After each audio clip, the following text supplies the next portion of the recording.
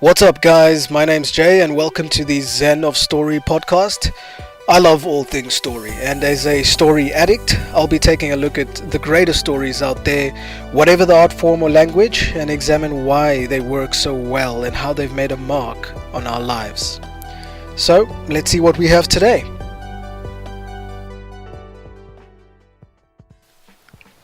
The protagonist has fought valiantly.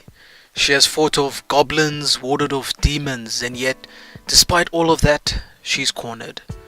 Cornered and surrounded by 1,000 more goblins and demons and wraiths and creatures she's never seen before. She knows the end is near, and she says a silent prayer. She thinks of her loved ones and her unfinished quest.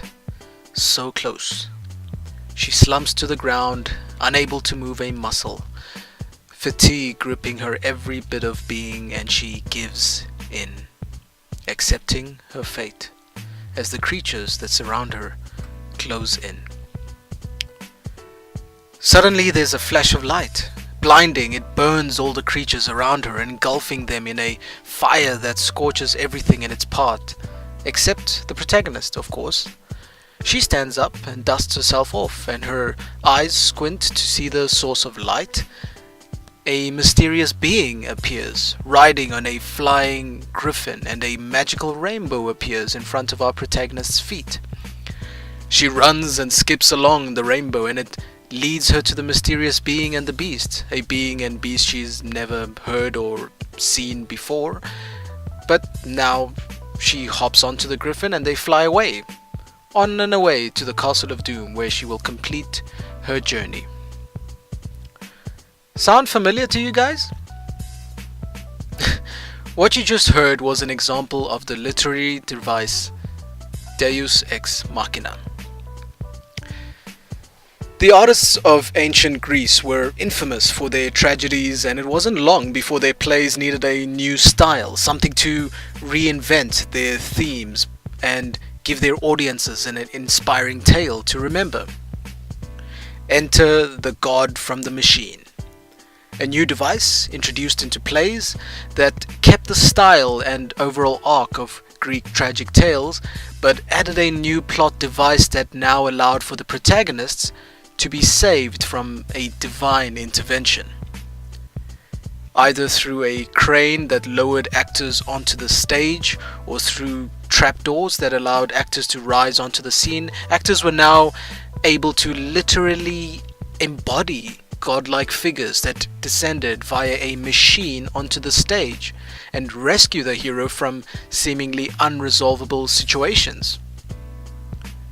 This then obviously allowed the heroes to complete their journeys and fulfill their destinies, and the audiences loved it. And so the term was coined. In Latin, it was termed Deus Ex Machina, literally translated the God from the Machine, a plot device that is added to an intractable plot that was embodied by either a being or a thing or maybe even a situation that was aimed at rescuing the protagonist from this seemingly unresolvable situation and allowing them to complete their journey. So naturally, it wasn't long before this new plot device started to draw criticism, with scholars like Aristotle criticizing its use, or even Friedrich Nietzsche saying it turned tragedies into a falsely optimistic genre. Today, the use of a Deus Ex Machina is often considered poor or even lazy writing, and it's generally thought to arise when the writer has written himself into a corner, just like his protagonist, and doesn't know how to get out. Most of the time, I think that is the case. I mean, it so often makes no sense and leaves the audience feeling unfulfilled or annoyed and almost cheated in a way by the end of the story. I mean, why would you take me on such a long, deep journey with the character, only to have them rescued by a battleship of army troopers by the end of the story? Why would you make me fear the protagonist of the story all through the plot, only to have them easily killed off by, I don't know, some explosion that the villain himself accidentally tripped over? Sometimes it just doesn't make sense. And I think this is probably why this particular plot device ended up finding a nice little comfortable seat in the world of comedy, where writers used the plot device to poke fun at stories that used a Deus and wanted to highlight how ridiculous it can be. Comedy aims to teach us lessons about life through satire and irony, and the use of a Deus so often in comedy is probably because I think comedians understood that people want to see organic changes, tough situations that beat the protagonist down and teach them lessons that feed into their character's arc, forcing them to change their ways and ultimately succeed by themselves. They understand that, yeah, heck, it would be great if life and its 1,000 problems could be solved by a magical stroke of luck or divine intervention. But that's not the reality of the situation. It would be comical to live that way, and comedians wanted to show how absurd and nonsensical that would be. So then, why use it at all? Why not just do away with the whole literary device completely? Is there still a place for it in the world of storytelling? It seems to still be around. Even one of the greatest writers of all time, Shakespeare, used a Deus Ex Machina in his plays. Look at The Winter's Tale or As You Like It. Mind you, both of those were also comedies. Even apart from Shakespeare, the funny thing is, it's still very much alive today. Some of the greatest storytellers working today, like the Disney film creators, for example, have used a Deus Ex Machina quite often, and their films are consistently rated as some of the greatest films of all time. So maybe there is something to it.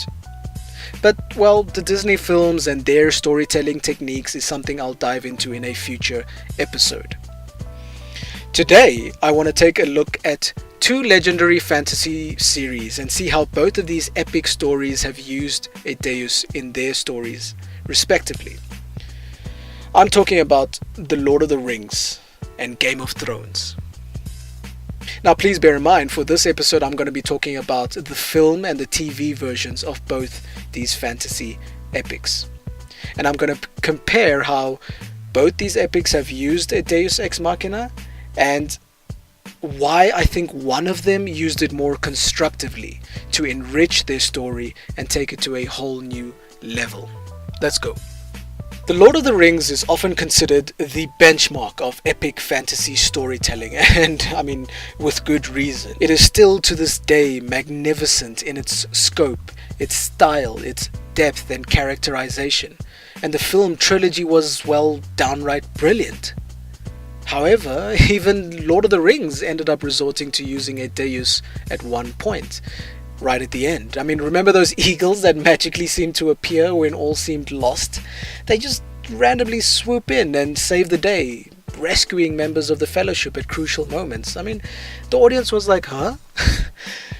Take the pivotal moment when Frodo and Sam have destroyed the ring at the end of Return of the King. They run out of the mountain and they're left stranded and exhausted with lava flowing all around them. And out of nowhere, here comes Gandalf with the eagles. He flies in on their backs, they swoop in and they rescue the hobbits and take them to safety. And, well, that's all great. One could even argue that, well, Frodo and Sam have already completed their journeys, so they've done their job. It's fine, they can be rescued now. But I don't know, it raises so many nonsensical loopholes. The biggest being, why didn't Gandalf just simply fly into Mount Doom on the eagles and drop the ring into Mount Doom from the very beginning and avoid all the fuss? Now I know, that wasn't how the story was meant to play out. But see how the use of the eagles, though they were there to symbolize divine intervention in the story, actually pulls back the story a bit and raises unnecessary questions and confusion. Was it really necessary? What were the eagles doing during the war? Why did they only arise at convenient moments? Is it to symbolize some metaphorical good? I don't know, but I do know that it's not something that I think felt organic or natural. Now let's take a look at Game of Thrones. Season 6, Episode 9, The Battle of the Bastards. One of my favorite episodes with a battle sequence that I think is up there with the greatest battle sequences to have graced the screen. In this episode, we're given a gritty, realistic, bloody war. Every scene aims at depicting the real, true horrors of war and the pure messiness that it is. But what I think it does so well is it shows how easily the main character could have died. Jon Snow, by a repeated occurrence of luck, seems to somehow get himself out of seemingly unresolvable situations. He faces a horde of riders and horses at the start of the battle, only to be rescued by his own forces overtaking him and facing the enemy before he even begins to fight. Next, he's caught up in single combat after single combat, only to come out of each combat victorious by pure luck or chance, and often, yes, by skill. A few minutes later, he's buried under a pile of bodies, about to suffocate, but he's not rescued. It's his own determination to live, the will to act and survive that pulls him up for a breath of air. And then, finally, when all seems lost and his forces are surrounded by Ramsay's troops, Peter Baelish's army, the Knights of the Vale, arrives to destroy Ramsay's forces and win the battle for Jon Snow. Now this is clearly a Deus Ex Machina. But this one works. Why? Because of Sansa's stock. It feeds into Sansa's character arc.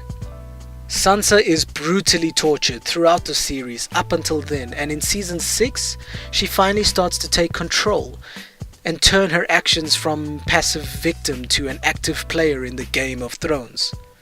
Her secret arrangements with Littlefinger tells us that she's ready to take matters into her own hands. She's tired of having people make decisions for her, and she does what she thinks is right for the particular situation. And this decision also sets up this uneasy feeling in the audience. Why has Sansa gone behind Jon's back and partnered with Littlefinger? Why is Littlefinger helping her? What is he planning? Does this mean Sansa will owe him? Does this mean she's undermining Jon? Is she going to become a darker character? See how this turn in the plot actually raises the tension with more questions than conclusions. See how the use of Deus Ex Machina while solving one situation actually injects an added layer of conflict into the overall story. And see how ultimately it shows us Sansa in a light we've never seen her before, taking control of her life and playing an active role in reclaiming Winterfell. The entire situation adds so much more depth and I think breathes so much more life into her character. Moreover, it's not like we didn't see it coming. It was hinted at and foreshadowed in previous scenes and episodes, so that when it actually happens and she arrives with Littlefinger, it's believable and I think almost makes sense. If she just randomly popped up with Littlefinger, that would feel too out of place, too out of the blue, too convenient. The way the Eagles felt when they appeared in the end of Lord of the Rings. But the foreshadowing meant it fell nicely into the plot and the overall story arc.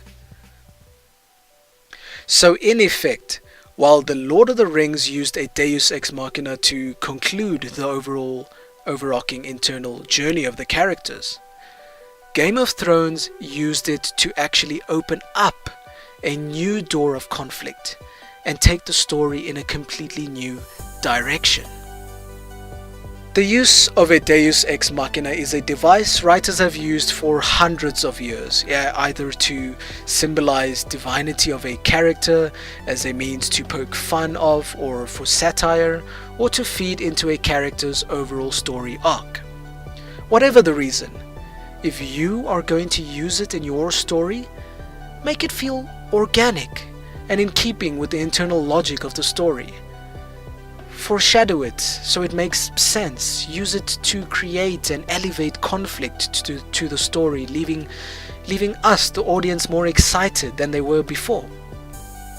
Let it be used only when it will add depth and new dimensions to your characters, taking them on new journeys as a result of the events of the Deus, not merely to end their journeys in a convenient manner. We don't want to see characters rescued conveniently.